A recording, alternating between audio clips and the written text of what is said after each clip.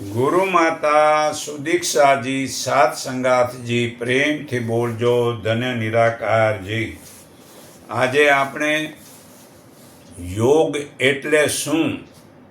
યોગ એટલે મનને પરમાત્માની સાથે જોડવું, તેથી પરમાત્મા પ્રાપ્તિનો માર્ગનું નામ જ યોગ કહેવાય છે। તે કર્મયોગ, ભક્તિયોગ, જ્ઞાનયોગ, ધ્યાનયોગ તે મુખ્ય યોગ છે। તે સિવાય શબ્દ નાદ યોગ, લય યોગ, કુંડલીનો યોગ, સવર યોગ વગેરે યોગ છે। મનુષ્યના જીવનમાં કોઈ પણ કાર્યની સફળતા કરવી હોય તો શરીર તંદુરસ્ત હોય તો તે હઠયોગ અને પરમાત્માની પ્રાપ્તિ માટે તે રાજયોગ છે। તો યોગ એટલે ચિત્તની વૃત્તિઓને લય થવો। તે ચિત્ત ચંચળ છે અને મન ભટકતું છે, તે સ્થિર થવું જ નથી દેતું। આ મન જ્યાં સુધી ચંચળ હોય ત્યાં સુધી જીવ સવય એટલે કે પોતાના આત્માને અનુભવ કરી શકતો જ નથી। તો યોગનો અર્થ છે સુખ અને વિયોગ એટલે કે દુઃખ। પરમાત્માનો વિયોગ, પરમાત્માને ભૂલી જવું, તે વિયોગ, તે દુઃખ। તે યોગ એટલે શાંતિ, સંતોષ। કોઈ પણ ઊંધે માથે લટકે તો આપણે કહીએ કે તે યોગી છે, પરંતુ ખરેખર તેવું નથી। ઊંધે માથે તો ચામાચીડિયા પણ આખો દિવસ લટકે છે, પરંતુ તેને આપણે યોગી કહેતા નથી, એ તો પંક્ષી છે। તો કોઈ આગ પર ચાલે કે કોઈ પાણી ઉપર ચાલે તેને યોગી કહેવાય નહીં, તે તો ખાલી સિદ્ધિઓ છે। તે સમજવું ખોટું છે યોગીને માટે। તો શ્રી રામકૃષ્ણ દેવે સંબંધી ખરો વિરોધ કરતો તેમની પાસે આવ્યો। રામકૃષ્ણ પાસે એક સિદ્ધિ કરેલો તેની પાસે આવ્યો। એ આવો યોગી એક આવેલો, તેણે કહ્યું કે મેં 12 વર્ષ સાધના કરી છે અને હું પાણી ઉપર ચાલીને આવ્યો છું। પરંતુ આ વાત સાંભળી શ્રી રામકૃષ્ણ દેવે તો આમ કપાળ ઠોક્યો, અરે મૂર્ખા, આ જે 2 પૈસામાં કામ થાય તે તું આ 12 વર્ષ કાઢી નાખ્યા। અમે જો આ 2 પૈસા આપીને ગંગા પાર થઈ જઈએ છીએ, તો હોળીવાળાને 2 પૈસા આપીએ તો ગંગામાં અડધો કલાક ફેરવી લાવે છે। આ કામ 2 પૈસામાં જે થાય તેને માટે તે 12 વર્ષ બગાડ્યા। આમ યોગ એટલે ભૂખ્યા રહેવું કે બહુ ખાવું, ઊંઘવું જ નહીં કે બિલકુલ ઊંઘવું નહીં, તે યોગ નથી। આ ગીતા અધ્યાય 6 શ્લોક 16માં પુરાવો છે। યોગ કર્મમાં કુશળતા એ જ યોગ છે। આ ગીતા અધ્યાય 2 શ્લોક 50માં પુરાવો છે। તો બસ બોલ્યા જ કરવું, આવી સ્તુતિને જ યોગ ન કહેવાય। ગીતા માટે યુક્ત શબ્દનો પ્રયોગ કરે છે। યુક્ત આહાર વિહાર અને સંતુલન હોવું જોઈએ, માટે જે કહેવામાં આવ્યું સમત્વ યોગ, ઉચિત જીવન વ્યવહારનું સંતુલન એટલે કે યોગ।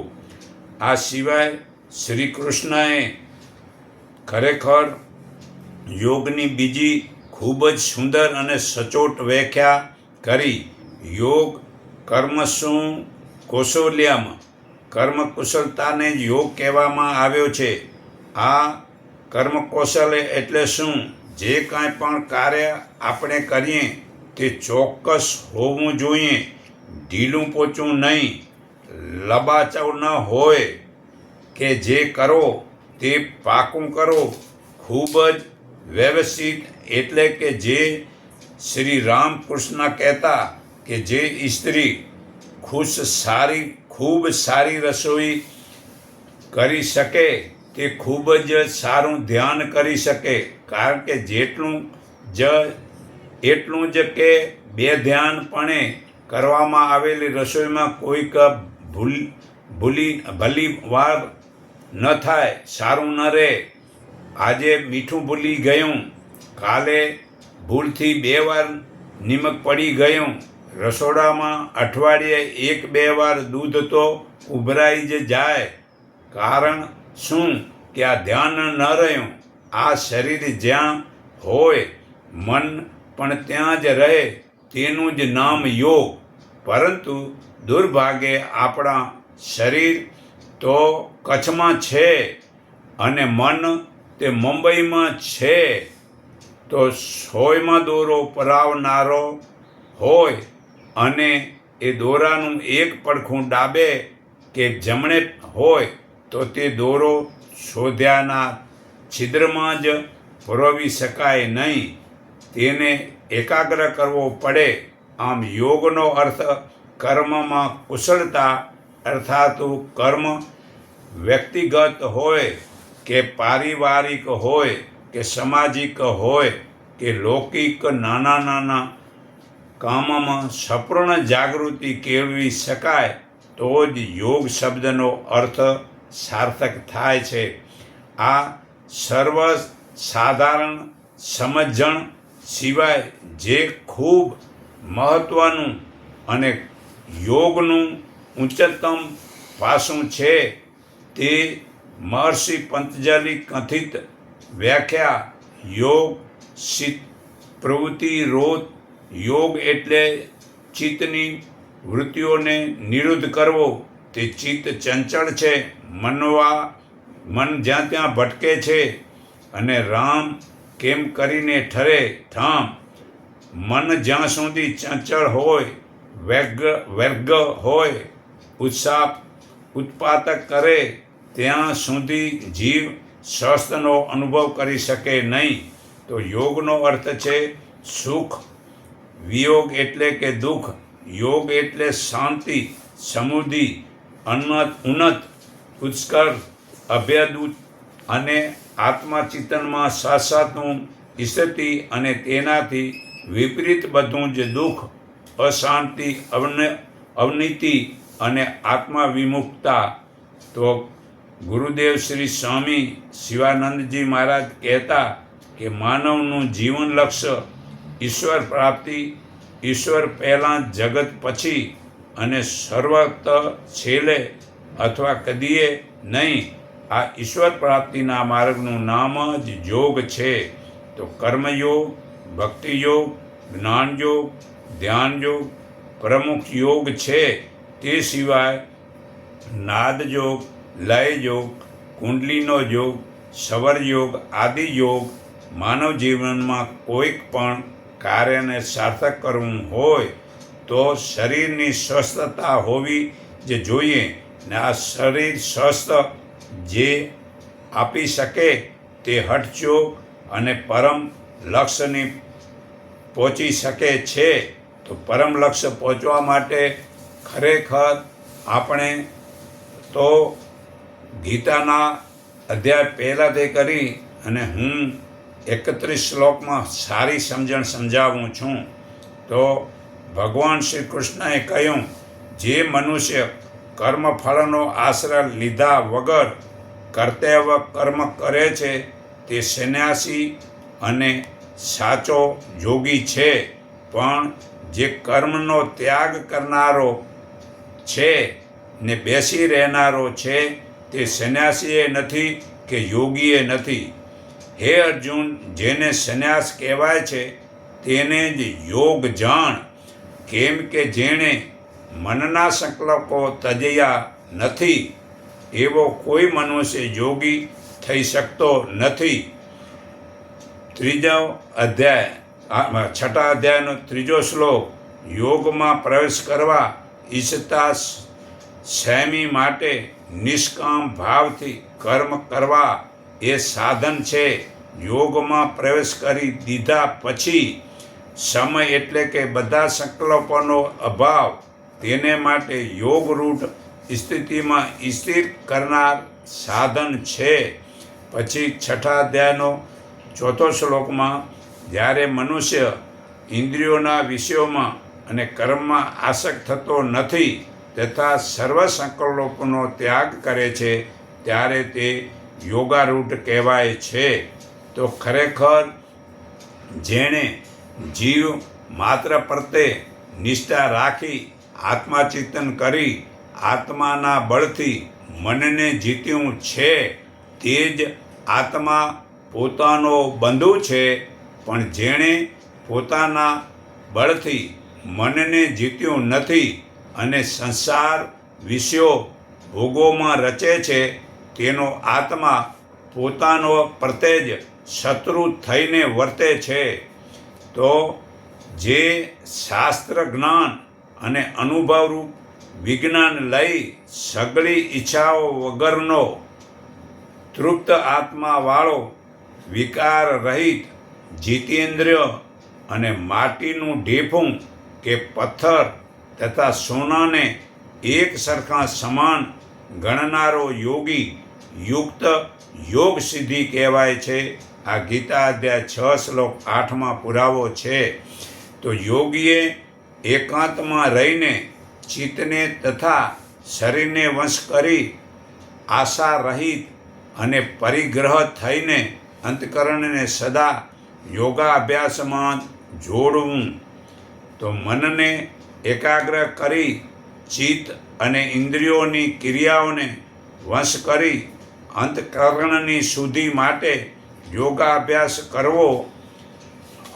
કરવો અને એમ પોતાના અંતકરણને હંમેશા યોગમાં જોડતો વશ થયેલા મનવાળો યોગી પરમાત્મા રૂપી મોક્ષરૂપ પરમપદની શાંતિ પામે છે.